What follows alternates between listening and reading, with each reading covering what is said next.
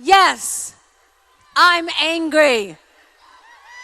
Yes, I am outraged. Yes, I have thought an awful lot about blowing up the White House. I have thought an awful lot about blowing up the White House.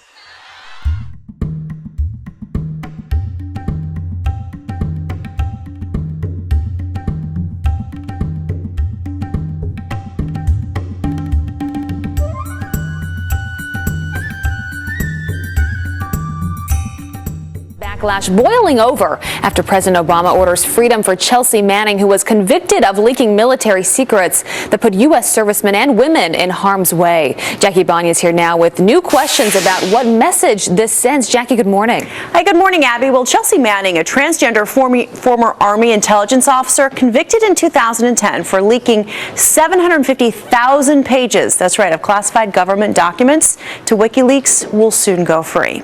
Manning's actions resulting in the Taliban targeting and killing U.S. soldiers overseas. The president ordering Manning's 35-year sentence be cut short and released on May 17th. The White House even bragging about the president's record 1,385 commutations, with 209 just on Tuesday. Among them are Puerto Rican terrorist Oscar Lopez Rivera, who helped bomb U.S. cities like Chicago and New York, and retired General James Cartwright, who lied to the FBI about U.S. involvement in Iran's nuclear program.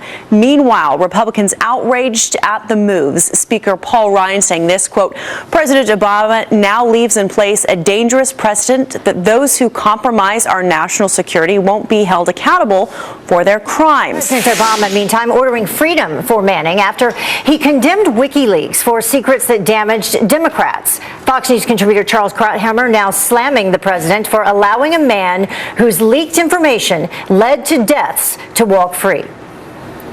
Here we have a guy, Manning, a woman now, who released information that had to do with our actions in ongoing wars in Iraq, Afghanistan, including the identification of people who were working for us, many of whom we can presume were hunted down and killed as a result. I think it is simply astonishing that the president at the same time would be so exercised over the Podesta releases through WikiLeaks and then be commuting the sentence of Chelsea Manning. But we have deaths as a result of it. I did want to ask you just one more question. We're out of time, though. We have 1 minute left. This coming at a time when we're hearing all of this about Russia and hacks. Right. But this is okay. Right. The president is completely upset with the hacking of John Podesta's emails, and this apparently is not considered a traitorous offense. Okay, so I'm not sure how to make that. There. Sure, no, of course. Okay, thank you so much, Mike. That's because the leftist Democrats having power from winning an election is more important and valuable than the American lives and national security they destroy on the tyrannical road to socialism and statism. Well, the White House is announcing that President Obama has commuted Chelsea Manning's 35-year prison sentence for leaking classified documents. Now the former Army intelligence analyst is set to be released in May, on May 17th. Here to weigh in is Fox News contributor, Army veteran Pete Hegseth, who fought in Afghanistan and Iraq. This intelligence dump directly affected the men and women you fought with. As you pointed out, it is a document dump that Osama bin Laden himself sought because of how document rich it was. Dossiers on the entire Afghan war, the Iraq war, our strategy, our collaboration with allies. He read through it because he wanted to understand what we were doing and how to counter it. What more can you say about treason and giving directly to the enemy something they can use against us and harms men and women on the battlefield? I mean, this guy's a traitor. He was sentenced to 35 years. He should serve every single minute of it. But it's actually perfectly telling of Barack Obama. He pled down for 35 years. Yeah, no, it's perfectly telling of Barack Obama. So he checks a lot of social boxes, transgender now, not Bradley anymore, now Chelsea, a cause celeb of the left, and who said he did it because he was troubled when he was in Iraq. And it's just the lawlessness So you're saying that's why President Obama is giving him a pass? It's like a nice, cozy cause for him. Hey, let's help out Chelsea and WikiLeaks. It's all fine. Release whatever you want.